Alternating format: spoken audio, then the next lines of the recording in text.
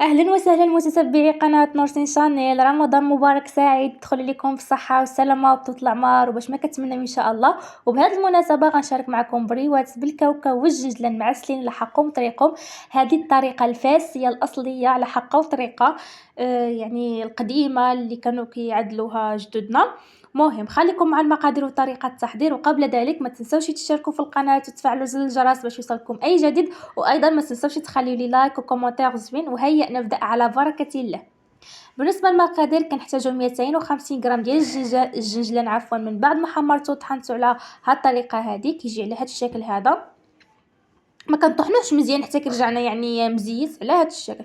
و750 غرام ديال الكاوكاو انا شريته يعني مقشر، دهنته بشويه ديال الزويته ودخلته في الفران يتحمر. يتحمر هذا شويه يتبدل له اللون. وهنا استعملت زلافه كبيره ديال السكر سنيده. هنا استعملت كاس لارب ديال الزبده مذابه، ملعقه صغيره مملوءه من القرفه، وتقريبا واحد نص كاس حتى يعني ربع كاس ديال الماء الزهر. المهم حتى الاخر نقول لكم يعني شحال استعملت. واحد ملعقه صغيره ديال الروح ديال اللوز، وكاين ملعقه صغيره يعني مخلطه ما بين المسكه الحره مسكه يعني واحد 7 ديال الحبات، مع واحد الملعقه صغيره ديال السكر طحنتهم. يعني هاد البريوات بالنسبه لهاد القياس هذا كنحتاجو كيلو ديال الورقه ديال البسطيله. هنا بالنسبه للطريقه، هنايا طحنت ديك البيان الطحنه الاولى على هاد الشكل هذا كيف ما كتشوفوا، وضفت عليها زلافه ديال السكر، وغادي نخلطو مع بعضيتهم ونرجعهم نرجع نطحنهم الطحنه الثانيه حتى يتخلطوا لنا ويتجانسوا لنا مع بعضيتهم.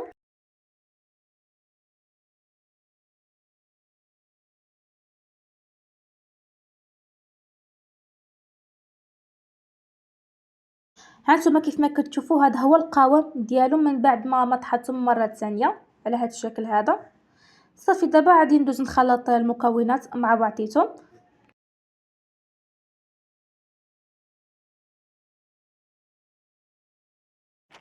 دابا كيف ما كتشوفوا جبت واحد يعني واحد القصريه ولا قصعه، كل واحد شنو كيقولها. غنضيف داك البيه اللي طحنته مع السكر، وغادي نضيف عليه الجنجلان، وغادي نخلطو مزيان بيدي. المهم خليكم مع الفيديو باش تشوفوا.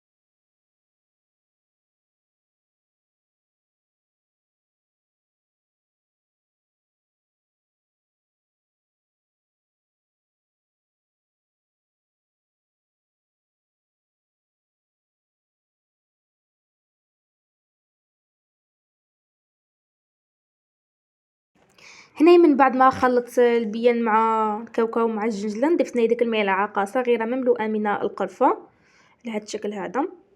وضفت هنايا ملعقه مملوءه من داك السكر مع المسكه الحره عفوا، دقيتهم ماشي طحنتهم، دقيتهم في المهرز. وغادي نضيف ملعقه صغيره ديال روح اللوز. هذه ما كتكونش مجهده بحال اللي كتكون سائله، هذه كتجي كتعطي مذاق احسن. لا يستعملوا راس معلقه، انا استعملت زدت واحد راس معلقه يعني هي معلقه صغيره.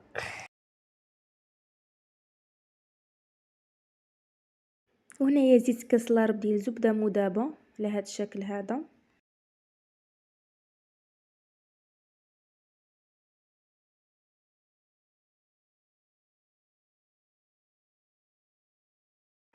وصافي دابا غنبدا نخلط المكونات مع بعضهم مزيان كيف ما كتشوفوا.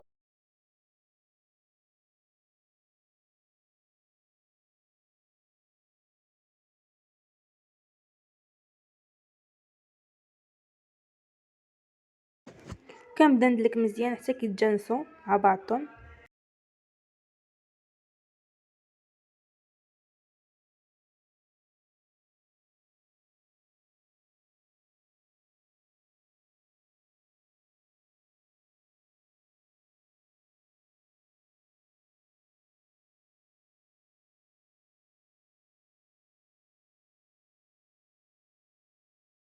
هانتوما ما تخافوش الا جاتكم زعما الحشوه جاريه، فراه غنزيدو لها المزهر باش المزهر هو اللي كيقصح لنا. كنبقى نضيف هذيك ربع كاس، كيقصح لنا ديك العجينه، كيخليها تجمع. ما نكثروش منه باش ما تجيناش قاصحه عاود، هو اللي كيحيد لنا ديك الزيت اللي كيكون في الحشوه ديالنا. صافي كنضيف ديك ربع كاس هيدا. المهم حتى كتحسوا يعني العجينه ديالكم رجعت متماسكه. المهم كنبداو نجمعوا الخليط على هذا الشكل هذا.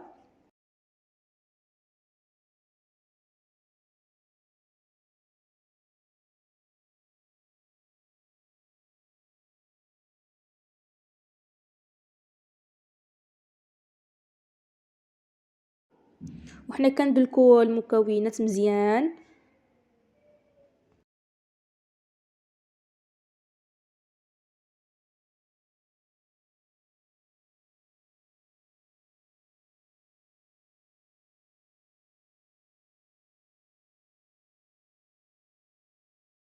ها نتوما حنا كندلكو، حنا كنشوفوا زعما العجينه ديالنا صافي كتجينا لهاد الشكل هذا. داك المزهر كما قلت لكم هو اللي كيخلي العجينه ديالنا تجمع، ما كتجيش جاريه، حقاش هو اللي كيحيدنا الزيت. صافي هذا هو القوام ديال الحشوه كيفاش كيجي. من بعد ما كورت معكم واحد الكويره هيدا كتجي مجموعه، ما كتجيش خفيفه وما كتجيش قاصحه. صافي دابا غنجيب الورقه البسطيله. كما قلت لكم هاد المقادير احتاجيت كيلو جاني قد يعني لاصق. كيف ما كتشوفوا من الاحسن تكون يعني ورقه رقيقه باش كتجي مقرمشه اكثر.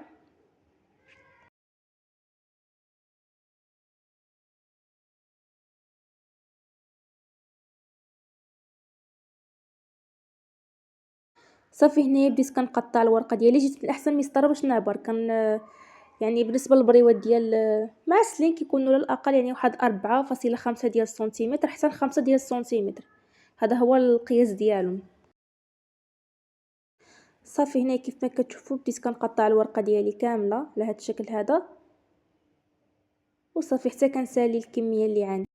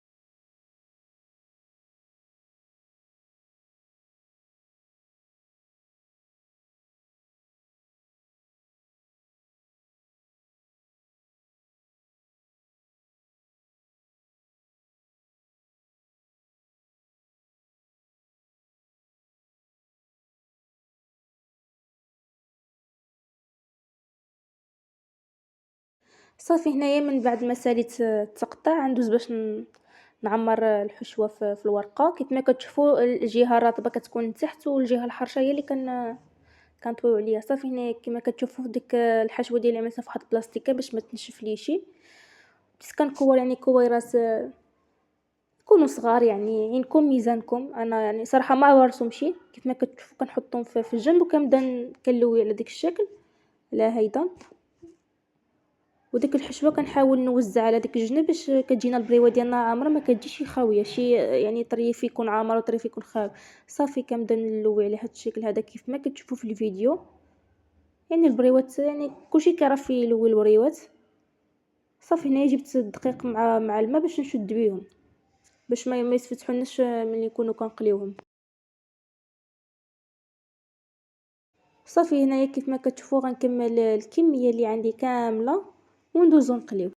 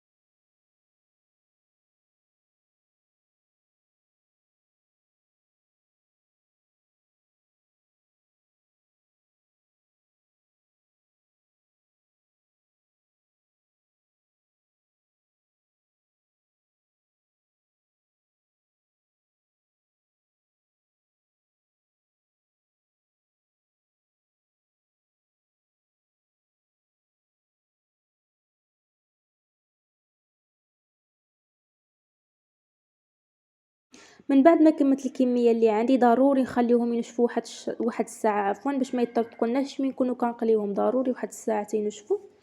صافي هنايا جبت العسل اللي كنت ديجا شاركته معكم من قبل، انا نخلي لكم الرابط في صندوق الوصف، كيجي صراحه رائع.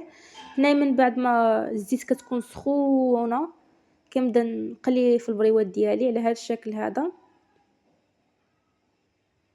دغيا كيتقلاو يعني كنخليهم حتى كياخذوا لنا اللون الموحد وصافي، يعني ما كنخليهمش حتى يتحمروا بزاف باش كيجيو هما هذوك في الشكل ديالهم.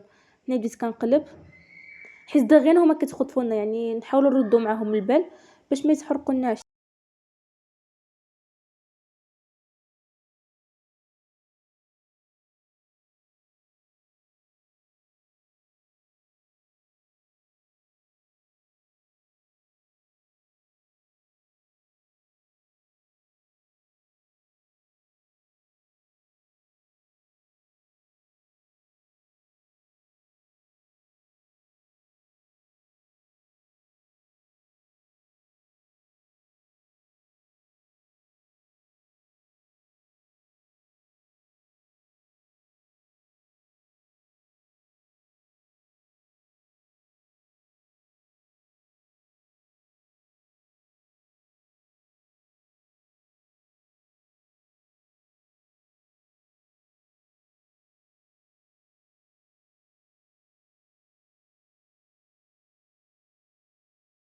صافي هنا بديت كنوضع نيشان مباشره من بعد القلي كنوضع في العسل. هنا صافي كنبدا نكمل الكميه اللي عندي كامله.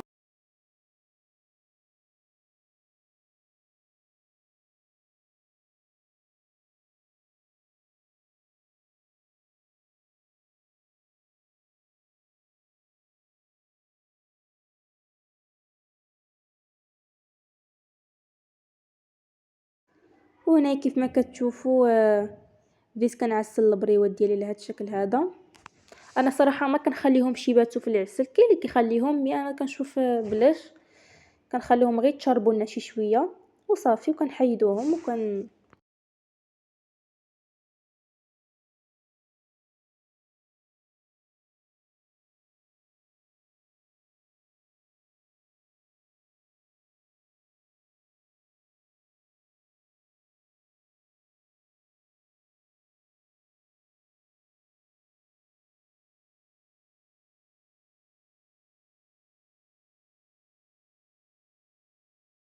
صافي هنايا من بعد ما حيدتهم نصب فواحد الشبكه ولا شي حاجه باش يستقطروا لنا داك العسل. كنجيب هنايا شويه ديال الجنجلان من بعد ما حمرته، صافي كنبدا كنزوق به. يمكن لكم تخليهم هيدا تزوقوهم باي حاجه، كيبقى تزيين على حساب الاختيار. انا كما كتشوفوا كنوضع داك الجنجلان غير في داك الريوس. صافي على هذا الشكل هذا كيجي المنظر ديالهم رائع، وكنقدموهم بالصحه والراحه.